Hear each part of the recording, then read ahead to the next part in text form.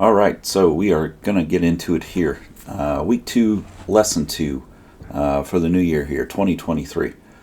So if you haven't taken the time to watch the first lesson on trading psychology, I'm going to implore you to go back and watch that. That's kind of the anchor here to these lessons here, getting into the trading psychology. Why do you want to learn to trade stocks?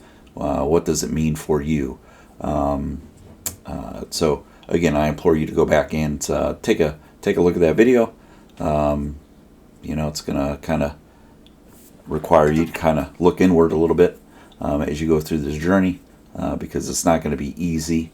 There are going to be some difficulties, with anything you can think of: time management, finances, balancing out, work and hobbies and all that stuff. Because if you really want to do this, you have to study like you have passion for it, right? And you really need to have some passion for this if you're going to be successful, as with anything.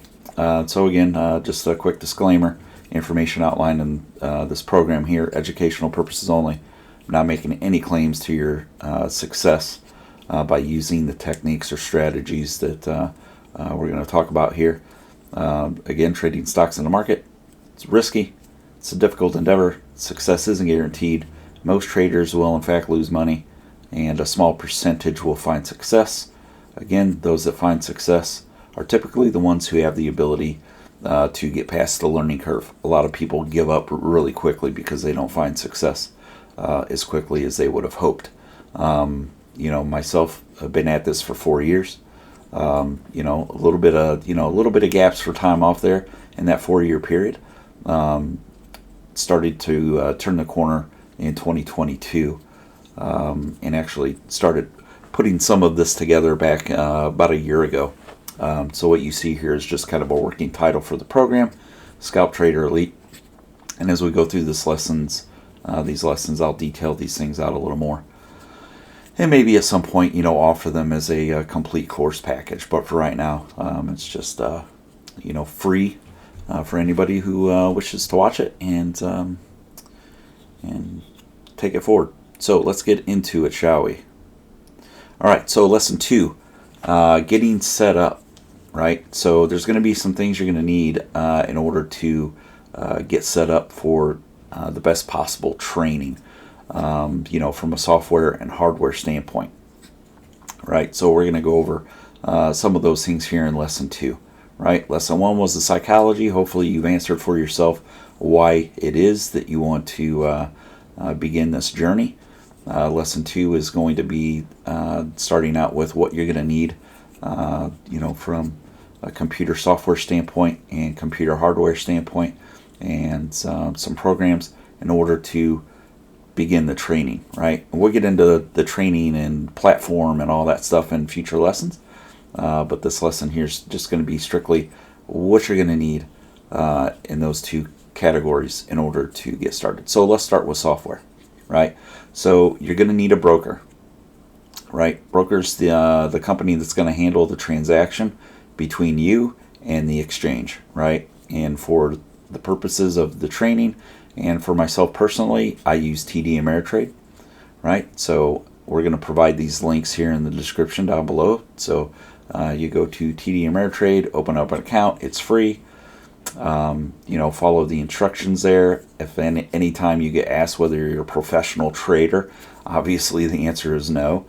So just answer accordingly. Okay. Your trading platform, right, is going to be Thinkorswim.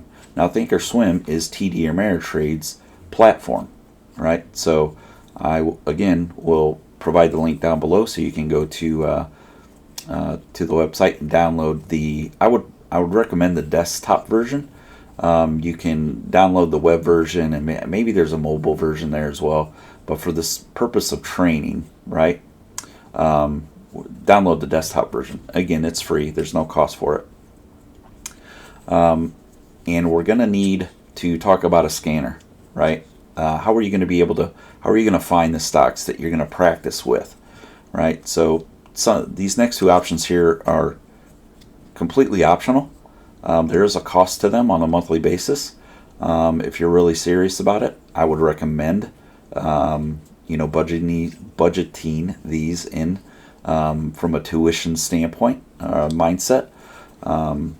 You're not going to have to train, hopefully, for a whole year. And eventually, once you turn the corner, these are expenses that you'll be able to, recoup, relatively quickly. So again, we need the scanner because what we're going to do is we're going to use the scanner to capture from a historical standpoint, stocks that were running, on previous days, based on the settings that we have set up within our scanner, the filters that we have set up, right? We're going to use those stocks to import into Thinkorswim's on demand, which is their practice portion of their platform. So what we do is we go to on demand in Thinkorswim.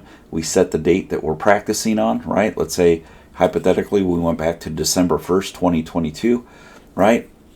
We go to our scanner. We select the historical time frame function in our scanner. Say we want to look at the stocks that were running on December 1st, 2022.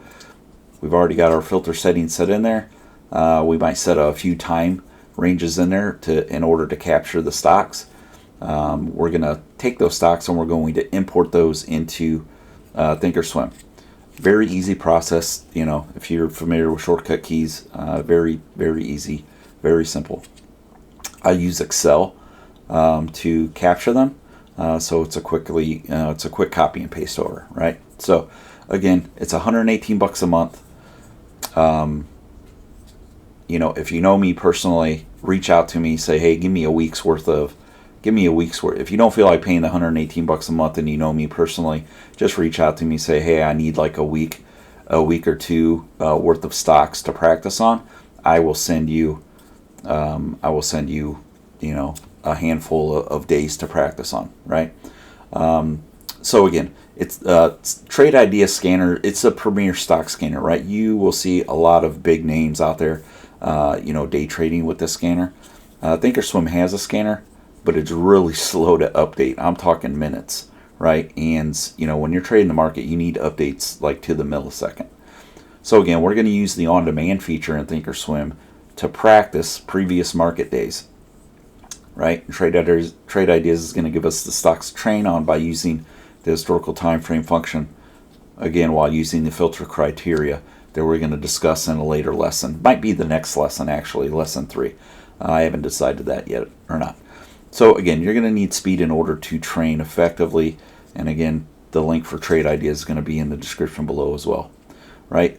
So we're also going to need to determine how we're going to view our metrics, right? It's one thing to trade, right? But if you don't know how to look at metrics and decide whether or not you're doing well or not, you're going to be selling yourself short. We don't just want to look at how much money we're making, right? We want to look at whether or not we have a decent percentage of winning trades, right?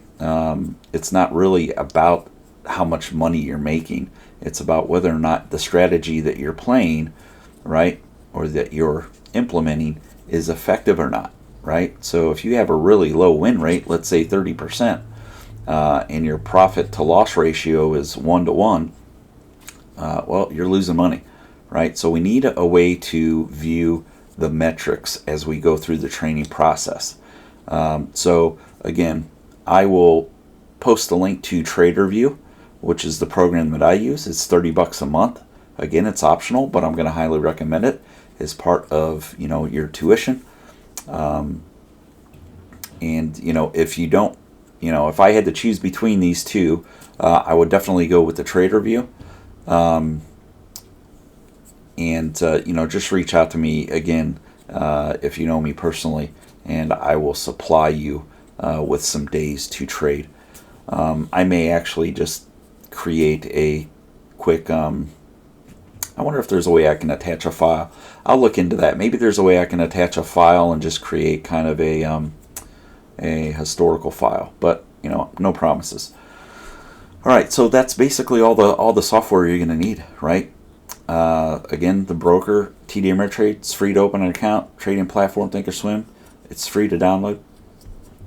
I think once you begin practicing trades in real time, I believe that Thinkorswim or TD Ameritrade does require a deposit in order to give you the real-time data feed, right, from the exchange, right? And basically, it's just I think it's a $50 earmark, for them to supply you the real-time data coming from the stock market, because there are, fees associated with that to them that they probably have to pay back to the exchange. But for the purposes right now, we're not even worried about that. Some of you, at some point may be in a position from a time standpoint, because you have to be in front of your computer when the market opens. But for those that are not, you can train any time of the day that you want to, right? So you're not limited in any way on when you trade or practice trading, right? Because you're going to be using the on-demand feature, so you're going to be setting the time and day anyway, right? So from a software standpoint, the two options to pay for are the Trade Ideas Scanner, optional, $118 a month, and the metrics software, which is TraderView, which I would highly recommend as well, because it's gonna kind of let you know how you're doing on your path while you train, right?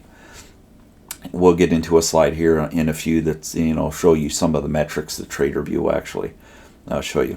So let's get into hardware. I recommend a desktop computer. Laptops are fine for some people, but for me, I like a big screen. Laptops, you might be limited to one screen. You can buy kind of a snap-on, portable monitor for a laptop, but for the purpose here, we're going to keep it simple. Desktop computer, Windows 7 operating system at a minimum. Windows 10 recommended, 64-bit. 4 gigabytes of RAM, 16 gigs recommended, but it's not needed, right? And you can buy 2 8-gig sticks from Amazon for $50 if you wanted to upgrade, if your computer has the ability to upgrade your RAM. Intel Core i3 processor, which is like really low at this point. i7 recommended, but not needed. Hard drive free space, 500 megabytes, right? 1 gig recommended, but not needed. And I think, most computers out there right now, if you've bought them in the last number of years, I'm using a computer I bought 4 years ago. So if you've got a fairly newer computer, most of this is going to be basic. All right, your display, 1280 by 768.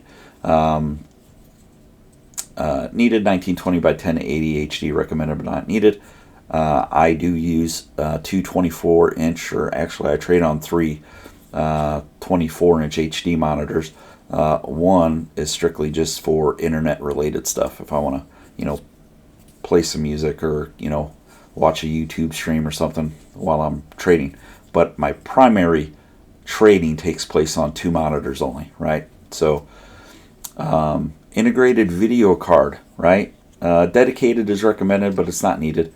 And again, most of this stuff is going to be standard equipment in newer computers anyway. Internet speed of 4 megabytes per second, 15 recommended.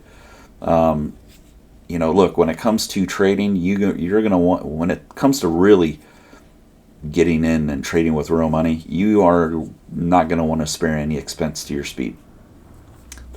The program I'm on right now is like a 1 gig speed, right, download. And you want to make sure that you're hardwired Ethernet. You don't want to do this over Wi-Fi. Trust me from experience, you don't want to do this over Wi-Fi. Part of me turning the corner was finally realizing that I had been trading over Wi-Fi for quite some time, and it was affecting my order entries and exits, right? And milliseconds count. So, and again, the monitors we discussed, 2 24-inch monitors, right? You can get these off Amazon for $150. Now, if you go and buy a new computer, right, it's going to come with a monitor. You might just need to purchase another one just to kind of, get up to 2. Notepad, right? You're going to want to take lots of notes. I can show you probably 4 or 5 yellow big notepads over the years that I've taken notes in, starting from a very early. You go back through and read some of it. It's very basic, basic notes because I didn't know any better, right? Started out with basic stuff. So it's to me it's laughable looking back at some of that stuff because I was very detailed and very intense about what it is that I was pursuing here. And I've simplified so much in the last 3 to 4 years that I've been doing this that I look back on some of these things and I think, wow, I had to go through that, right, in order to get to where I am. So there is value in it. So again, Microsoft Excel, if you're familiar with Excel, I use it pretty extensively outside of the TraderView metric software that we were talking about to help detail out my scaling strategy as I look to scale in or scale up how many shares I'm buying in a given period of time, right? So the good thing about trading stocks is that if I want to, let's say, move from a $10 daily profit goal to a $20 daily profit goal, the only thing that it's going to require for me is to buy twice as many shares in my trades than I'm currently buying. So if you start out buying 25, 50 share lots when you're trading, right, you're simply going to just bump that up to 50 and 100, right? And the same thing for if my daily goal is $100, right, and I'm buying 250 to 500 share lots, and I want to make $1,000 a day, right? I just simply need to bump that up to 2,500 to 5,000 share lots, right? So it's a very scalable business, right? I always like to use the analogy that if I owned a pizza joint and I wanted to try to increase, some, profits, what are some things that I can do? I can look at increasing maybe seating space within the restaurant. And if I didn't have delivery service, I could offer, delivery service. The thing with trading stocks is, and in order to increase my profit potential, the only thing I need to do is increase the number of shares that I'm purchasing, right? And we'll get into that in future lessons, right? The number of shares that you're purchasing is going to be directly tied to how much money you have in your account, because a lot of the success in trading stocks is risk management, right? And you don't want to blow accounts up. So we are going to get into some lessons about what it takes to manage risk. We don't want to be risking our entire account. I use a very simple 1% rule, wherein I only risk 1% of my account size on any one trade. But again, we'll get into some more details on that as we go through these lessons here week to week. So again, the other thing is time, right? It's going to be relative to the individual, but it's definitely going to determine your pace, right? And it's not a marathon, right? Or it's a marathon, I should say. It's not a sprint, right? You should not have the mindset where you're going to make $1 million in the first year, right? Not going to happen. You're going to set yourself up for failure. Do yourself a favor. Take a deep breath, right? You need to think about this in months, quarters, years. And again, it's going to be based on how much time you have to dedicate to this. But my hope is through these lessons that we will cut through a lot of the static that I encountered when I first started this, 4.5, 5 years ago. And we'll get to some very direct and clear understandings about what you should be expecting and how you should be maneuvering through this process here. So again, I wanted to just show you, based on the hardware and software setups that we discussed, this is I have two monitors that I primarily trade on. This is my bottom monitor here. Off on the left-hand side, we talked about the Trade Ideas scanner, right? This is my scanner here on the left-hand side, right? I have about 5 different scanners that are running at the same time. The top one is my primary one. That's going to show me the stocks that are moving, pretty heavily from a change of close from the previous day and based on volume and how many shares are available.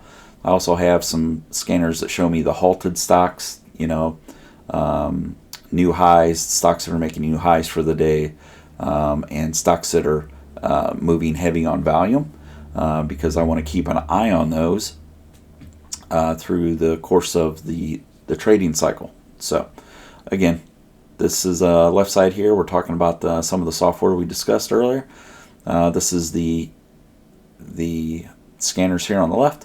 In the center here, you have your thinkorswim platform, right? And if you look at this little button up here, if you can see it, this is the on-demand feature, right? Now, if I were to click this, I would get this window that pops up that says, hey, you're about to enter on-demand, yada, yada, yada, click OK. And if I were to click on that, it would take me and switch me over to on-demand, where I could then, practice, right? So, again, this is the trading platform. This is thinkorswim. We have a couple sections of charts here, some news. We have our execution window area here where we can buy and sell, enter in our share sizes, some other functions here that we'll get into in some future lessons when we get into the platform dynamics, right? And setting the platform up. Okay. This is the top monitor. So this is the monitor that I'm looking at right above the main monitor. And I have this one set up for a few more charts, right, that I'll just enter the stock symbol in if I want to just keep an eye on it, through the course of the trading cycle. So I don't have to keep clicking on the stock symbol off of my scanner, right? So I just use this to continue watching stocks move. And there's a couple other windows that I keep open to help link the scanner to the platform and things of that nature, right? But we'll get into how to set all that up in some future lessons. Okay. And lastly here, this is just kind of a few snippets of the TraderView trading metrics that you can view. There's a ton of metrics TraderView gives you to take a look at. Actually, now that I think about it, TraderView actually has a free option on there. I think they do have a free option where you don't have to pay anything. So that might be, might be something that you're interested in as well. But just a quick snippet here. You can see based on this here, this is over a 2-month period of time. I had taken almost 500 trades. I had 410 winners, which put me at an 82% win rate. I had 25 consecutive wins over that time period. I had 3 consecutive losses. Shows you your average hold time. As you can see, my average hold time on winning trades is less than a minute. My average hold time on losing trades is 2 minutes. I am a scalp trader, so I do not stay in my trades very long. I play the momentum as the price and the volume are moving up, and I get in, I get out. Some of the other metrics here, performance by instrument movement. This tells me that I'm trading stocks primarily that are up over 10% from the close the previous day. This tells me that my performance by price, I'm trading stocks between, let's say, $2 and, let's say $20, right? And performance by instrument volume. This metric here will tell me that I'm trading stocks that are at least up over, let's say, 10 million shares of trading volume for that given, moment in time where I decide to take the trade. Right, so we will get into a lot of these metric discussions here in future lessons. But I wanted to kind of go through some of these here real quick with you, just to give you kind of an outline on what it's going to take to get started. And then in future lessons here, we're going to start going and diving a little bit deeper into what some of these programs do and how to get them set up. The thinkorswim platform, there's a lot to unbox there. We'll get into the TraderView. We'll get into the scanner, right? And we'll keep these lessons going. So if you have any questions, please, comment below, send me a direct message. If you know me, reach out to me, and, we'll keep it moving, as they say. So again, everybody have a good week, and we'll see you on the next lesson.